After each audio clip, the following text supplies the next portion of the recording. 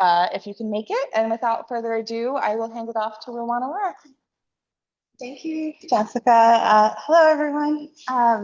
It is my absolute pleasure to be able to introduce you all to Professor Min Cha. And I'm going to read your bio so folks know all of the amazing things you've done. Min is an assistant professor in sociology, and as Jess mentioned, we're also very lucky that he's an affiliate with CSTE. He's a demographer and population health researcher whose work examines how socioeconomic resources shape health inequalities across the life course and across generations. His current project focuses on education and dementia, highlighting how schooling influences the patterns, timing, and duration of cognitive aging. His research has appeared in leading journals, including Demography, Social Forces, Journal of Health and Social Behavior, Social Science and Medicine, and journals of gerontology, social sciences, and many others. He received a PhD in sociology and demography from UT Austin and completed a postdoctoral fellowship in gerontology at the University of Southern California. And he's the recipient of the Gerontological Society of America's 2023 Richard Kalish Innovation Publication Award. So join me in welcoming Professor Min Cha.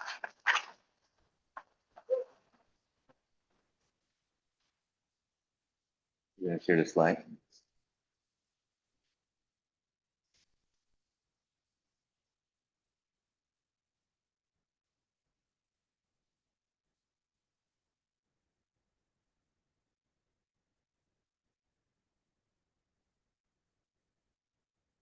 Thanks.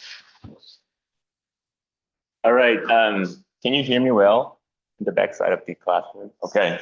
My name is Min Cha, new assistant professor of sociology, who moved in town like 9 weeks ago, and this is my first quarter.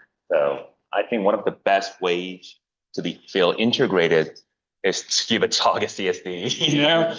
So I'm so excited, and thank you so much for Rewind and Sarah for organizing all the events, and let me share my research. So I really appreciate it. So the title of the talk is Social Demography of Education and Dementia: Predictability, Persistence, and Patterns.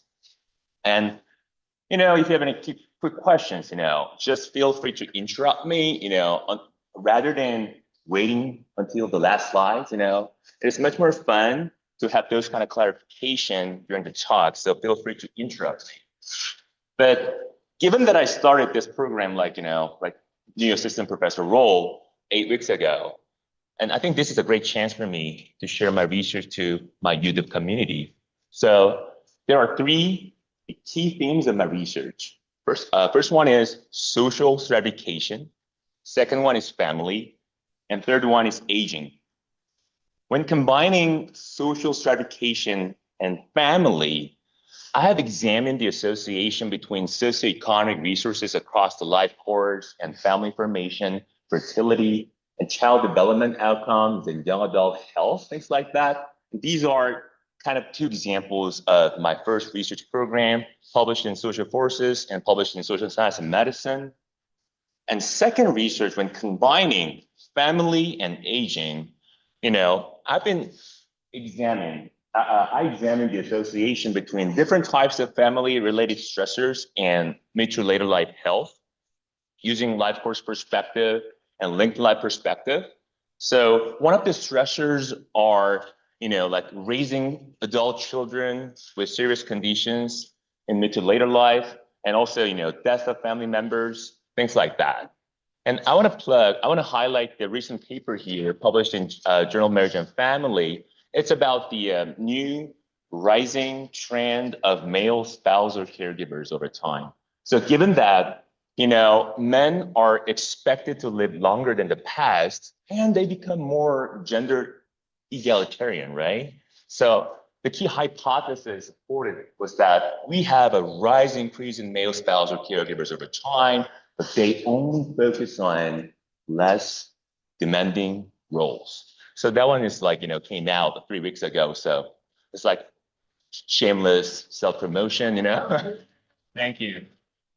It's going to be tons of shameless self-promotion today. So third line of my research, when combining social stratification and aging, I examined the life course, socioeconomic resources, and later life dementia risk. And these are three key papers I'm going to talk about today based on one key question, which is, how is educational attainment associated with dementia risk? Again, how is educational attainment associated with dementia risk? That's kind of the key question today. So let's get started. I'm going to talk about some backgrounds, why we should study, why sociologists should study dementia risk. You know, America is aging. It's a serious problem. This is the figure of prevalence of adults 65 years and older. It is increasing rapidly from 55 million in 2020 to a projected number 85 million in 2050. It's going to be rapidly increasing over time. And this demographic shift leads to a growing dementia crisis, you know? So as life expectancy increases, so does the number of years people live with chronic conditions, including dementia. So dementia is a big problem. America is facing a growing dementia crisis. This is the figure, projected number of people aged 65 years and older in the US with Alzheimer and dementia risk. So 7 million Americans aged 65 years and older are living with Alzheimer and dementia risk in 2025. 7 million. And the number of dementia cases is expected to more than double in the coming decades. So up to 2060. And this population, the expected growing number of dementia population is nearly double the whole Seattle area population. So it's going to be a huge problem. And think about the cost. The average lifetime cost for dementia is around $400K based on 2024 dollars. And also think about, or considering the fact that insurance only covers 30% of dementia-related costs, and leaving the remaining 70 for families to shoulder. It's going to be a huge monetary problem. And also dementia is one of the most feared disease in the United States. I'm going to state it one more time. Dementia is one of the most feared disease in the United States. Because compared to other age-related chronic conditions like cardiovascular disease and diabetes, people fear dementia more. And perhaps that's, people's fear stems from the common perception that dementia is an inevitable consequences of aging. And it might be true, we don't have any effective treatments for dementia risk at this point compared to other chronic conditions like cardiovascular disease or diabetes. I understand people's fear, and it is based on the common perception that dementia risk is kind of inevitable. And this is the estimate regarding lifetime risk of dementia onset. So at the population level, at age 45, 20% of women and 10% of men are expected to have a dementia risk across their life course, across their lifetime.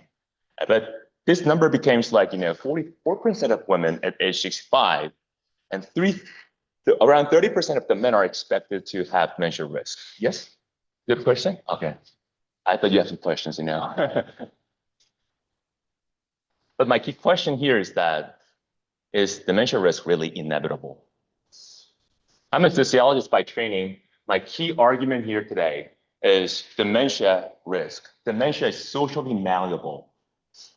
Dementia is socially malleable. And this is a conceptual figure based on simulated lifeline cognitive function curve. And x-axis here is age from 0 to 100.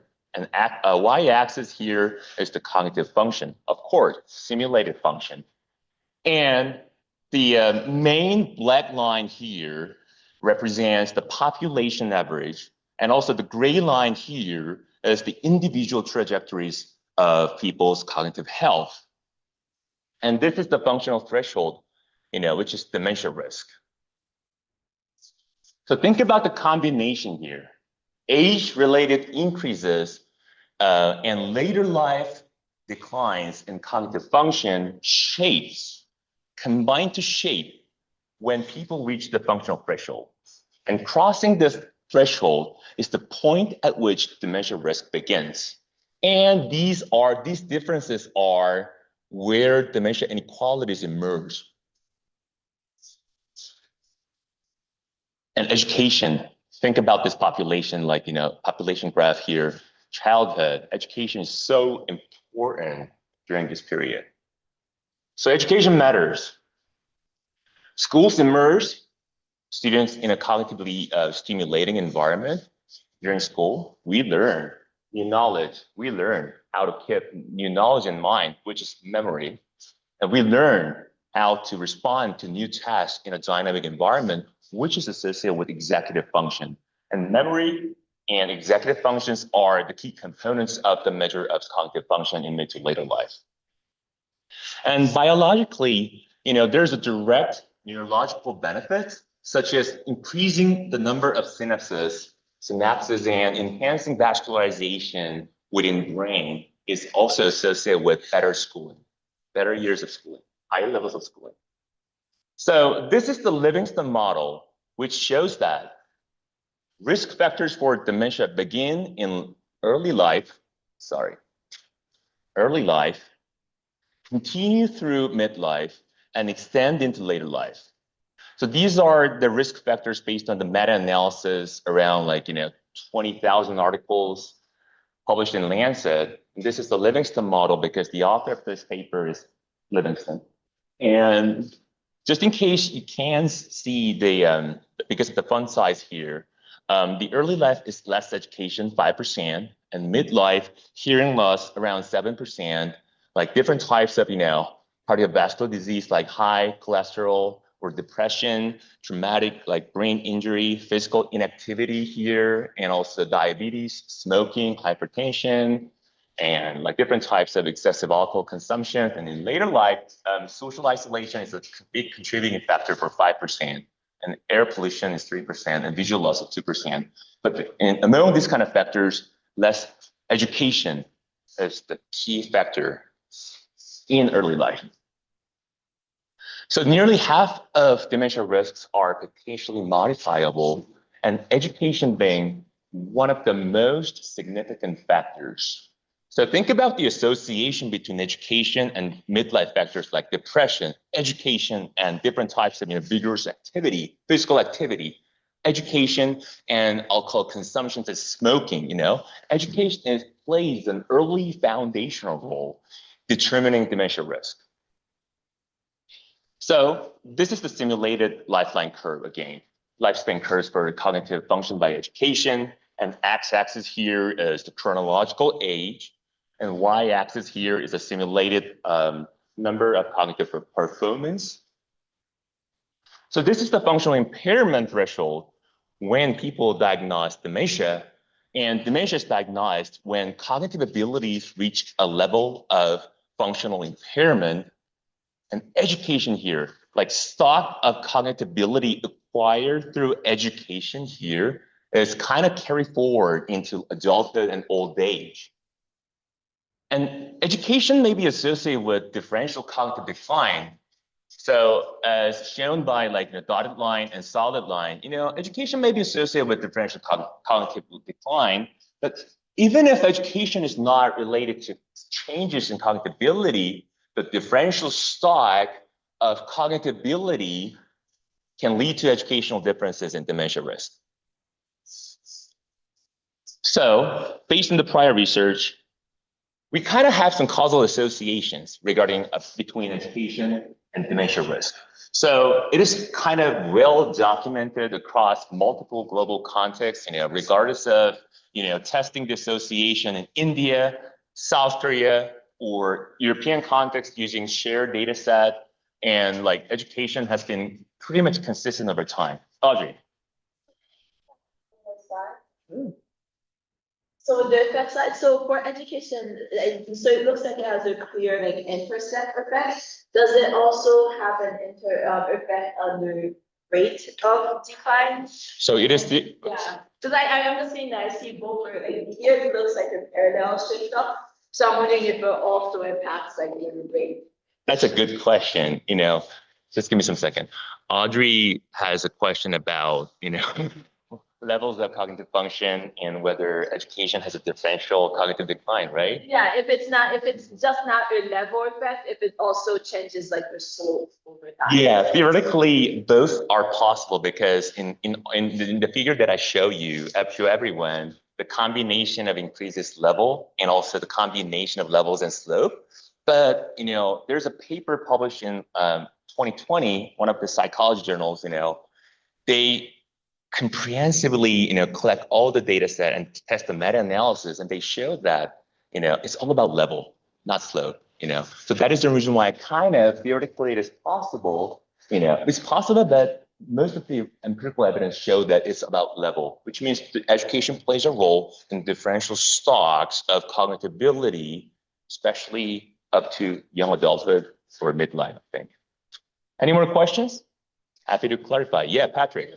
Follow-up question. Yes. Is the meta-analysis that you're talking about only concerned with early childhood education? Oh. And differences in that, or is there some role and maybe a slope moderator for ongoing education or late life education? So Patrick has a question about, later life, additional education, not just about the childhood education, right?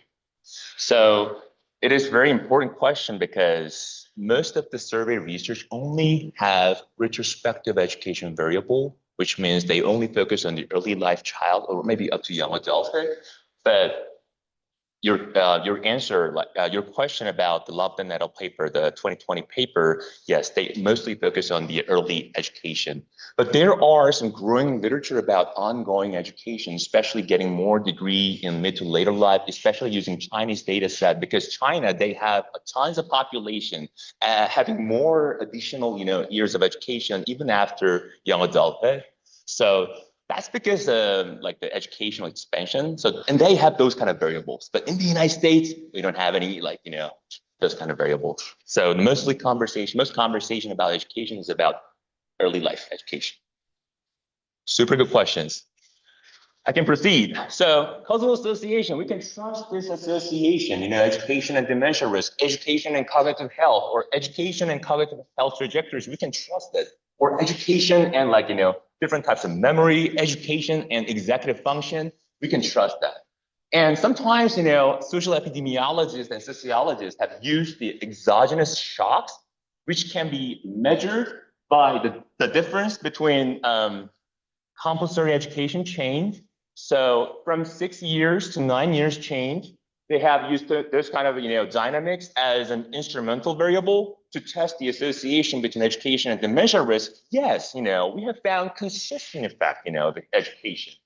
And even adjusting for different types of confounding, educational polygenic scores, sometimes, adjusting for APOE, ALI, or adjusting for early life cognitive ability, we have consistent association. So we can trust. However, my point is, all of the research, in social demography, social epidemiologists, they only focus on the effect size.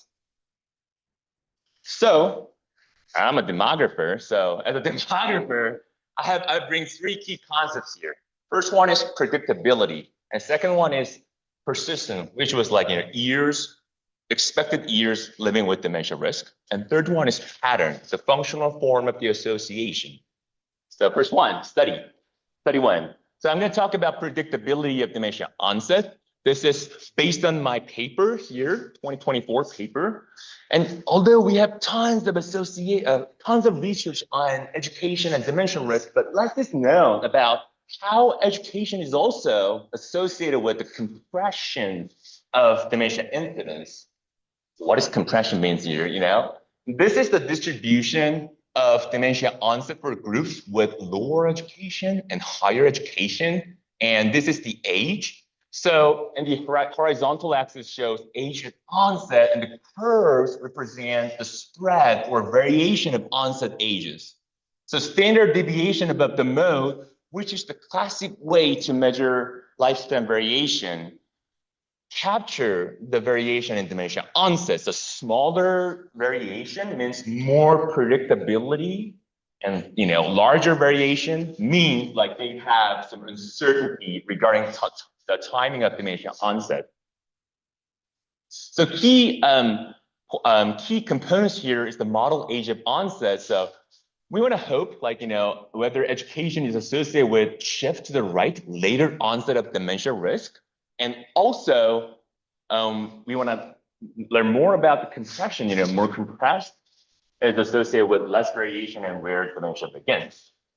And I use the HRS data set using macro simulation model, which is placing predicted dementia risk and predicted mortality risk net of socio-demographic controls using HRS 2000 to 2016, plug the two forces of life table, multi-state life table into the life table approach. So I macro simulated the population here. So all I really want to know is about the density function, which is the distribution of dementia onset by age. And here we have a black population results and white population results. And I divide the education by 4 groups here: less than high school, and some college and college. So regarding model age, I'm going to focus on less than high school group versus college here. College is the green line here, and the less than high school group is the black line here. So there's around like 20 years of age differences of model age. So, adults with a college degree, their model age of dementia onset is around 85. It's like 87 for white and 83 for black, but mostly on average 85 years. But compared to the, less than high school group here, they have model age of onset is around 65. They already had a pick, before joining the HRS population here. The reason why I cut the population at 65 is because the validated measure of dementia is started at age 65 from HRS. So, okay. And standard deviation above the mode, it is like 3 times greater for less than high school adults, which means that, higher education is associated with not only the later dementia onset, but also with a narrower window in which onset occurs. So I call it predictability through education. Next paper, persistence. I'm going to talk about expected years living with dementia risk. So this is the paper published in 2021. The key question is, how long are adults expected to live with and without dementia, and how does this vary by educational attainment? So this is the results from microsimulation models. So given that the goal of this analysis is to take a look at the life expectancy, I simulate the population based on the predicted risk of dementia and predicted risk of mortality. And starting from age 65, we just simulate them. So starting at age 65, we just draw the numbers for 100,000 times. And then we're going to have some population who experience that between age 65 and 66. So then based on the population we have at 66, we can simulate the population, their lifeline up to age 100. If you are interested in this method, I'm going to give a talk at CSSS perhaps next year. So stay tuned, So let's talk about the figure here. Also, I divide, I have 4 education groups here: less than high school, some college and college. And y-axis here is life expectancy, male and female. And when examining the life expectancy, scholars tend to divide the population by men and women. So that is the reason why, I stratified the sample by sex and gender. So the blue line here is a dementia-free life expectancy at age 65. And the orange line here is a dementia life expectancy at age 65. So college-educated adults, regardless of male or female, they gain 5 or 6 more dementia-free years compared with those with less than high school education. They have more, like 5 to 6 dementia-free years. That is awesome. But think about the difference between dementia life expectancy between college and less than high school group. They have a 1.5 year differences. Some people might say, is it a big difference? But think about the lifetime dementia cost, per year, yearly dementia cost is 400K, right? It is a huge differences, have some implications on social stratification in later life.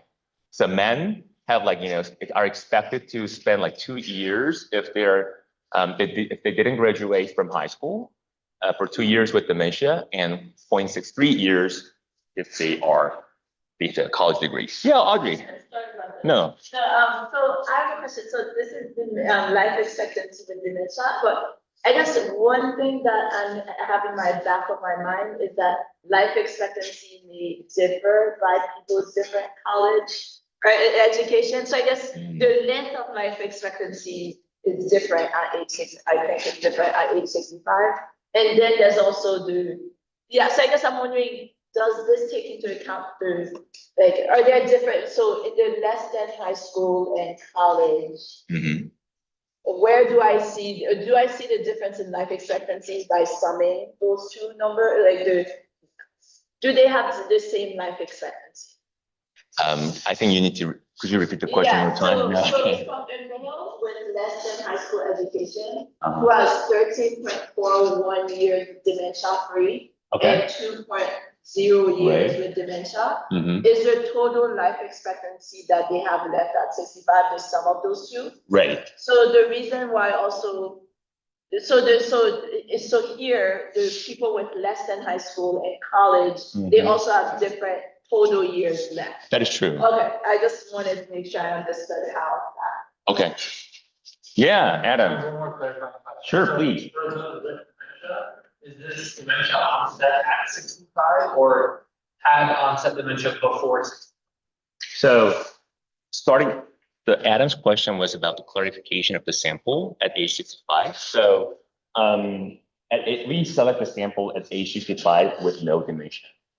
And there's going to be a risk, after age 65 based on the simulation model. So no, thanks for the clarifying question, Okay, so far, education is a powerful indicator of the number of years lived with dementia, right? And another follow-up question in the same paper is about the life course SES mobility, which is, plugging life course perspective in the association between education and dementia risk. Because people, this is a Sankey diagram based on the HRS 2000 and 2016, people are moving across the states. These are the measure of childhood SES. So there are, this is the poor group, 3 childhood SES disadvantages based on parental education, mother's education, father's education, and also their subjective score of their being poor. And these are no SES disadvantages. So they are the most population with higher levels of SES. And these are the education, less than high school, some college and college. And this is the wealth quartile, 25th, the next quartile, and so on. So when you look at the childhood SES and life expectancy and later life, wealth and life expectancy, those are important too. Dementia life expectancy is also higher among those with poor SES and low later life wealth. But we're combining them is interesting because education offsets, those disadvantages, right? So once adults have graduated from high school, dementia life expectancy is fairly similar regardless of childhood SES or later life wealth. So key takeaway is high school education is very important, offsetting later life disadvantage and child disadvantage. Third paper. Yeah, question? I'm into this whole thing a little bit skeptical because like, how do we know that education caused it? And it's not like some common cause of more education and better health outcomes. And I think what you're saying is that Sankey diagram really directly addresses. So, Just say it again so Sankey diagram. So for the skeptics, like skeptics. possibly me. So you were kind of being skeptical for the education impact on dementia life expectancy? Well, the suppose. Yeah, please. The causal link, that education, more education causes less Alzheimer's. Yeah. I perhaps came in concerned that this was missing some kind of confounding, some common cause of both more education and better health outcomes, like just a higher socioeconomic position to begin with. This is the part that answers that concern, right? No, I think because when adjusting for, all models together, education has a significant impact, regardless of adjusting for childhood SES and later life SES. So, and also please note that these are associational studies, not a causal association. So I think that is the reason why when I show you the causal association slides, peoples are using like exogenous shocks to measure education. So stories remain same regardless of, controlling for unobserved confounding from genetics and also using the exogenous shocks in education. So I think we have a pretty solid evidence of the association between education and dementia, no matter what, people are they're coming from, especially during childhood. I hope this answered your question. We can always chat, after the time. Really appreciate your perspective. So this, the third paper is going to be about the patterns. And this is going to be the most important paper I'm going to show you today. So I'm going to spend like 20 minutes or 15 minutes. So regardless of tons of papers, we still have some gaps in the literature. So scholars, including myself, often focus solely on levels of education and categorizing them like high and low. Remember my categorization of education, less than high school grad, some college and college, is still pretty much arbitrary. So scholars have been lacking underlying theoretical meanings, like, when using years of education, it means like, continuous decline over time, but also when using degrees attained, it means like, it's all about degree, So suppose we have a grad student here, graduate, like spending 6 years in the UW program, didn't graduate, didn't get a degree. Years of education variable assumes that they're going to have a reduction in dementia risk.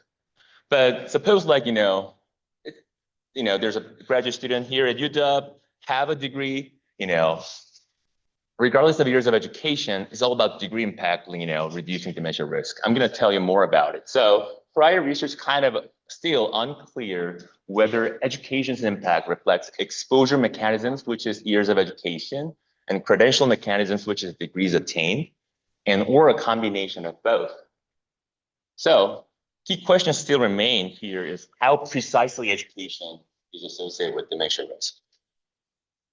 So there are three models, x-axis here is the years of education, and y-axis here is the log hazard of dementia risk. So think about the look at the black line here, exposure model is assume the linear decline. And think about the credential models, when people are experiencing, dementia risk, it's because of the high school degree, for example, and some college degree or college degree, or we can think about the combination model here. So it is pretty much unclear from the prior research because the ambiguity of educational attainment measure. So I'm going to explain one by one. So the exposure model is all about more education you receive, the lower risk becomes. It assumes a dot response relationship. There's a linear decline in dementia risk with increasing years of education. And you don't need a degree, to experience the benefit of education. That is the key takeaway, key assumption based on the years of education, the exposure model. But we can think about the threshold model, you need a degree to gain the health benefits. It reflects the credentials in the US educational system. So additional improvements in dementia risks are observed at key years of educational attainment, like high school degree or college degree, for example. Or we can think about the combination model. Both effects may be at play. So benefits of additional years of education may vary across different segments of the educational distribution. And also, we can also think about the varying returns, like increasing or decreasing returns in relation to dementia risk at the higher end of the education spectrum. So we have 3 theoretically driven models. Yeah, yes. I think there's a model that the magnitude is less about exposure to like cognitively stimulating parts stuff and more that like you'll get a better job, you'll have more social status. Yeah, it's all about resources. Or perhaps, we're going to get that, but there's both possibility. Having a degree is associated with better cognitive stimulation environment, so we never know. So it's going to be in the limitation section, but it's a very important question. So I use the functional form approach to identify the best fitting form. So we test the model fit of the theoretically predetermined relationships between educational attainment and dementia risk. And it explains, how the risk of dementia change with additional year of education. So we have, the next question is about the by gender and race, of course. And there's still an ambiguity regarding whether the association varies by gender and race because of the different, conceptualization of education. So first hypothesis regarding gender and race is that the educational association might be more steeper, steeper for Black and women population because historically, women and Black population had fewer educational opportunities and less than high school education are more vulnerable to dementia risk, resulting in steeper, educational gradients. And it might be, less steep because think about the, degrees here, women and Black populations are experiencing different type of challenges, converting the advantages gained from degrees, such as a better job opportunity or higher income. And it might, prevent them from reaping the health benefits of credentials. So we have mixed hypothesis here. We need a functional form analysis to test. So data method. I used the health retirement study from 2000 to 2018. And it's a nationally representative longitudinal sample of persons 51 plus. And it conducted every 2 years and refreshed every 6 years with new cohorts at younger ages. And this is the reason why I use the HRS. We have both variables available, degrees obtained and also years of education variables to allow us to test the functional form analysis. And it also oversampled the Black population. And some people have some question regarding how we measure dementia risk. And these are the information I classify dementia based on Lange-Weir classification. So it is kind of a clinically evaluated examination measure of a subset of the HRS. In 2011, there's called Adams study, the subset of HRS. They have a variable of doctor's diagnosis on dementia risk. So we can compare the summary score and proxy summary score of self-respondents and proxy respondents with doctor's diagnosis. So we can get some validation on dementia measures. So, and there are 2 types of respondents in the HRS, like self-respondents. They have a word recall variable, delayed word recall variable, and different types of cognitive function variables. And we scored 6 or lower as having dementia. And we have some proxy respondents. These are the variables we use and to code dementia risk. Let me take off my coat. It's kind of hot here, so. Anyone have some questions about the Lange-Weir classification? If not, I can proceed. But let me have some water too. All right, excuse me. Yeah, sure, Patrick. Just say a little bit more about your functional form analysis. Sure, it's in the next slide. So thank you. And these are the variables I use: years of education, highest degree attained, and different types of socio-demographic covariates and childhood conditions and adulthood conditions. We're going to come back later about the childhood conditions and adulthood conditions. So this is the functional form analysis. And these are 10 functional forms driven by combination model, continuous model, and threshold model. So number one equation is about the continuous model. We only adjust for years of education, and step changes with zero slopes is only controlling for high school degree and college degree and high school and college degree. And step changes with constant non-zero slopes, and these are combination models. So years of education, also high school degree, years of education, also college degree, and years of education, also high school and college degree. And also number 8 to 9, 10, those are combination model with varying slopes, So allow some interactions with years of education and degree variables. Yes. So you still only have table 65. You really only measure the downward part, downward slope. 65 onward. 65 plus? Range, right? Yes, that's true. And because from the earlier argument, right, if that upward at the beginning, you're arguing in the first paper. First paper, the yeah. of education would be on the threshold, how far up you would go. Yeah. Right, so it's interesting to me that you're not looking at whether credentials or education matter there on how far up you go early in life. Early in life. Right, so you're doing just the second part, the downward slope, right? That's what I'm just following. I think, I can't hear you very well. Question is, you're assuming that your intercept value, you're assuming your intercept value, you're not really testing the starting. Yeah, because the theory would be, right, that you would go, how far up they would go on childhood.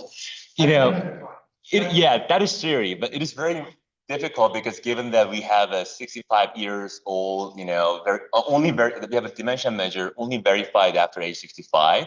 So that is the reason why we can track and also HRS has the variable information after age 50. Not sorry, I'm thinking theoretically about which pieces you can test, right? And you can test the second. Oh, Maybe I understand that. I think it's going to be, at this point, it's going to be a combination of, levels and slope because it's a dementia onset variable. We only test the dementia onset, hitting the threshold based on the theoretical model. So for your question, I think, one of the promising ways to think about is using growth curve models to predict, this kind of dynamics. But still, we have information starting at age 50. So we do not have cognitive function variable starting age 20 to between 20 and 50. Does that help As a health variable, yeah. And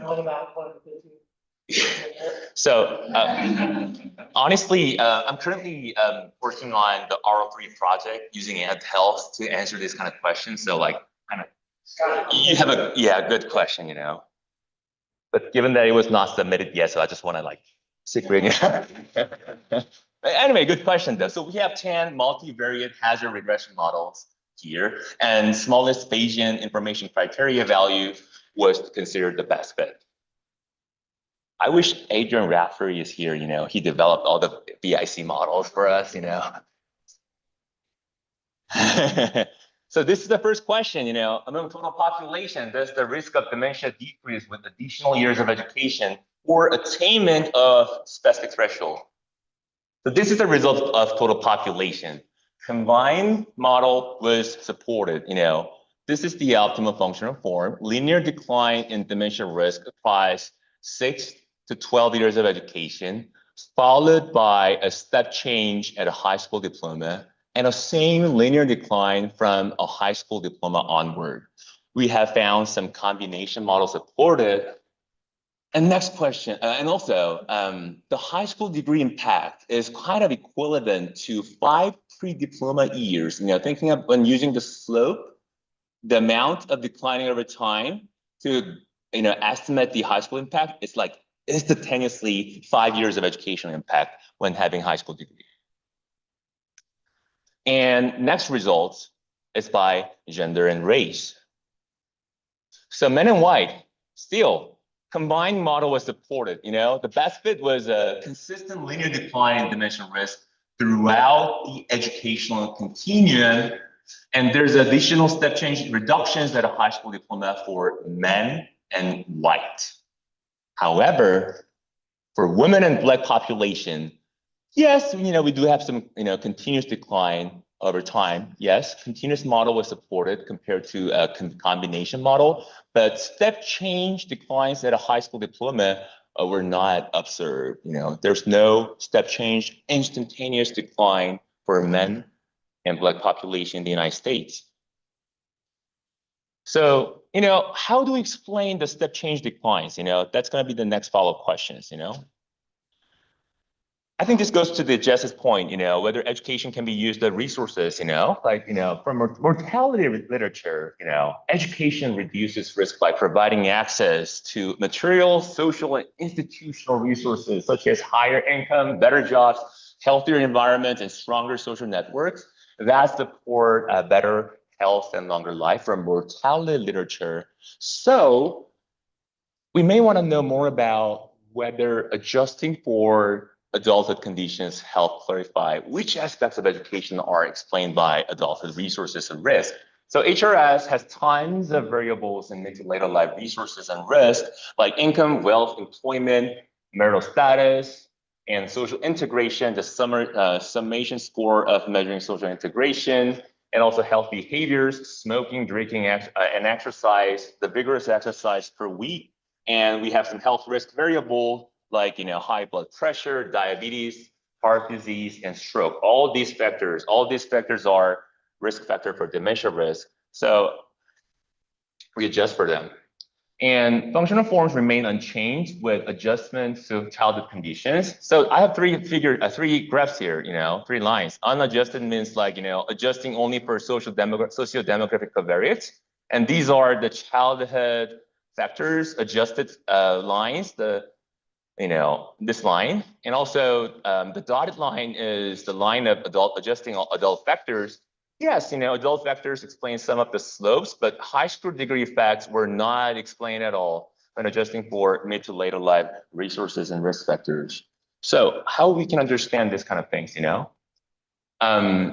degrees obtained reduce dementia risk, yes, but not through adulthood risk and resources. So here's our, here's my interpretation, obtaining a high school degree leads to a completely different types of education experiences, which presents even greater challenges to cognitive development. It is not through resources. Education itself is a critical exposure, getting access to different types of cognitively stimulating environments. That is the kind of interpretation at this point. Yeah, Michael. Do you have a like literacy?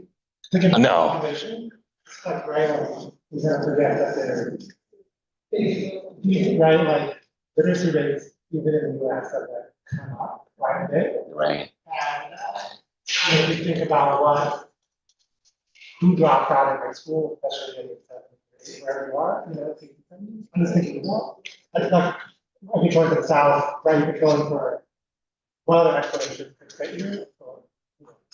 So one of the questions was about whether we have literacy variables, and short answer is yes in the life history module of HRS, but it is like subsample of HRS, so we can use them in the main model, but it's a promising avenue to think about, different types of literacy or, learning disabilities in early life might have some impacts on the association between education and dementia. Oh, sorry. So here are some key takeaways. Continuous decline in dementia risk was consistent across population subgroups, So even after high school, we experienced some continuous decline, And the continuous decline is quite consistent across gender and race. And the effective high school credential contribute to inequalities in dementia based on race and gender. Like, we only observe the high school degree, like in step change decline, only among men and white population. So summary of the talk, both sitting in the classroom and getting a degree matter, but only for white and men population in the United States. So, and also the effects of a degree, high school degree, were not explained by any like adult factors. So this kind of shifts our thinking from education as a resource model to education as an exposure model. So exposure to cognitively stimulating environment after high school reduces the risk of dementia, and more thorough cognitive exposure. It is about the cognitive exposure rather than access to resources. And these kind of findings, which challenges the way education is viewed in other health and especially mortality literature, is so unique about dementia risk. And there are some limitations to future research.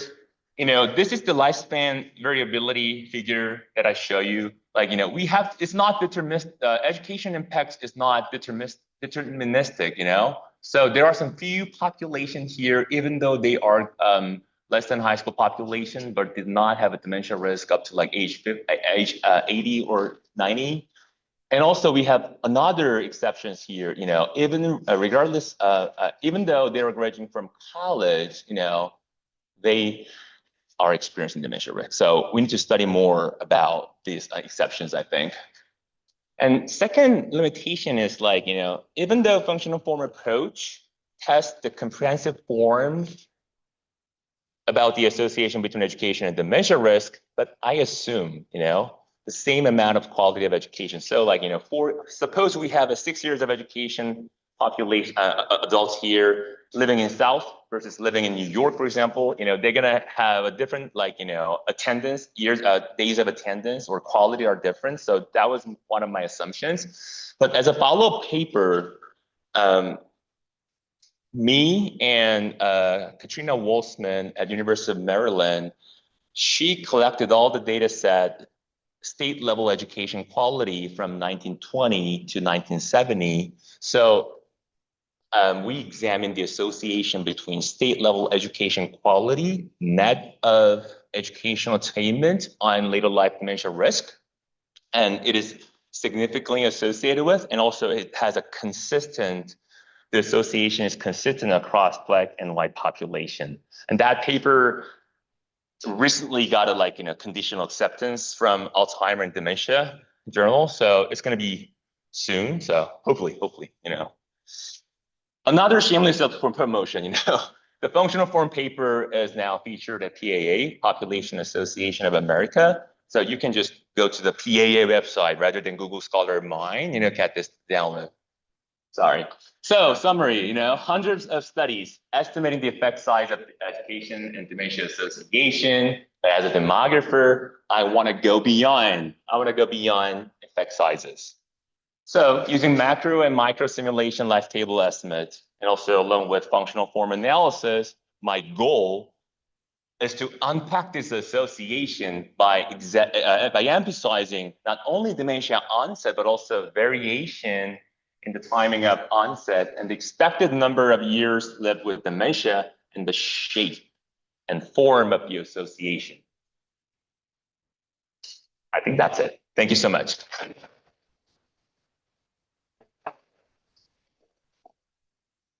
About 7 minutes per question. Because I collected some questions during the talk, so don't blame me. I have to wrap up the talk by 45 minutes. Sorry. Yes. You're doing that. Okay, so one thing I was wondering is, if it's possible that rather than education as a resource for exposure, if it's possible that education is working as a status signifier or a stigma issue. It's an open question. I don't have a firm answers for that, but it's theoretically possible. Education, signaling. Oh, sorry. So one of the great students whose name is Jess.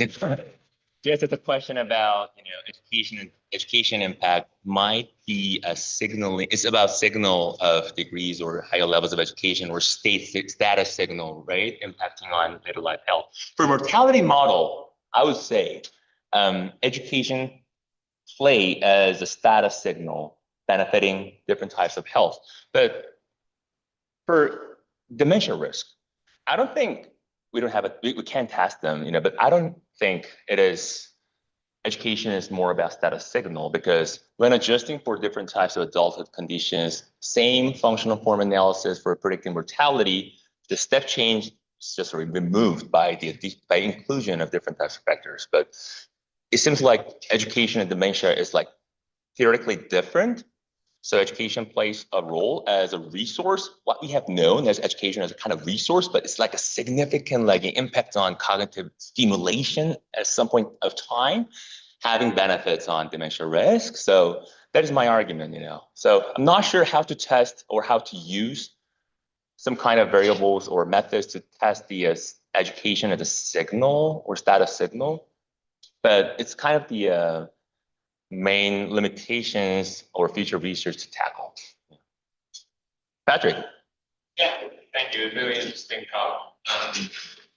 And I'm curious, like one simple question and then one maybe a couple of one, but the simple one is just what does employment data mean in your study? What data? You controlled for employment. Employment, yeah. Employment, or is that your profession? Because I imagine those would signal very different things in study. So Patrick has a question about what kind of employment variable I used, and it's a binary indicator. It's a rough indicator. Whether or not they're employed, yeah. I was wondering, especially with your justification for why, say, like the targeting model might matter, it seems likely that what's really more important is the career that the student has. Right? Carrying on. So maybe it's more about like you get sort of a cognitive exposure, right, through time of education, and that carries on higher education. So that is go ahead. It actually leads to my second question. In your functional form analysis, I wonder if you could like open up the functional forms you're exploring a little bit more, right? Because you could say kind of the same thing about years of education as a measure as you could about degrees earned as a measure, right? Like years of education is just kind of like a crude approach to measuring how much time you spend in the classroom. And I wonder if maybe a different way or another functional form you could consider is like something like a splitting model, where you look at like years of education beyond a certain educational stage, because like a year of education, and maybe flattering a lot of people in the room, in a PhD program is a little bit different probably than a year of education. That's true. So let me give you a follow-up answer regarding the occupation or labor market. So HRS, I think that the association or unpacking or the importance of occupation should be the promising next step, because HRS has a variable like possibility of linking on ONS score. So I think it's a promising avenue. So I'm thinking about that, because theoretically, higher education could be also associated with better cognitive stimulating jobs like us, So those things was not considered at this point. So, and your second question was the flexibility of the functional forms, right? So in the preliminary stage, I tested different types of, cubing models or, did not make any assumptions for the functional form and just see the functional forms first, but those are quite consistent with the theoretically driven forms. So I think very important thing about science is actually data driven, like, flexible forms, and also how they lined up with the conceptual driven, like, concept driven, like functional forms. So they're kind of aligned with the best form models. Did you do just did you do splining in that, or did you do just polynomials? Polynomials, I think, yeah. That's a little bit different, right? Okay, I think that's an important question, I think, yeah. Yeah, Marwan, sorry, making you wait like, for 2 minutes. No, I'm learning about science. I too found myself thinking a lot about like, what is education? What counts, what doesn't? And then my brain went to COVID. And I was COVID, like thinking about education during the COVID years. Oh, yeah. And distance learning. And I guess I'm curious, do you have some insights about what we might expect? And do you think it'd be worth kind of thinking about now, what kind of data would you want to collect now, thinking about your research 20 years, well, I guess many more than 20 years, but like up into the future? I think that there's maybe something interesting that you can explore. So One has two questions about, one question about COVID and second question about, what kind of data set or variables we should collect for 20 years later.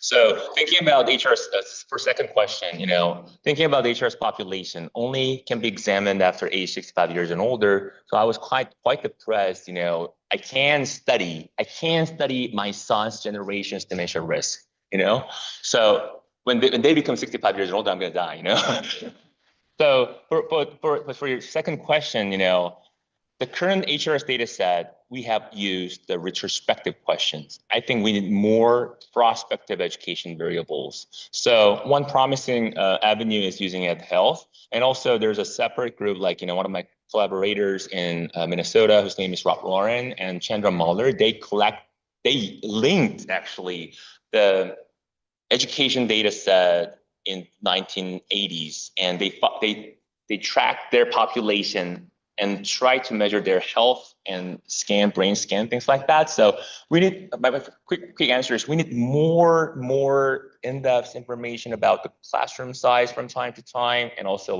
different types of early life education factors. We don't have any firm answers regarding the smartphone uses during childhood and also the later life dementia onset. So we need more those kind of variables. And COVID, I think it should be harmful because it affects the interaction at the classroom. So classroom quality, education quality is very important. We're at 1:30, so unfortunately we have to wrap up, but Oh, really? I'm happy to chat with you more, All right. Have a great Thanksgiving.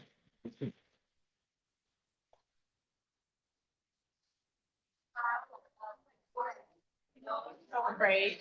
I Hi, loved hi. it. Thank you. Thank I'd you. love to meet up and chat more.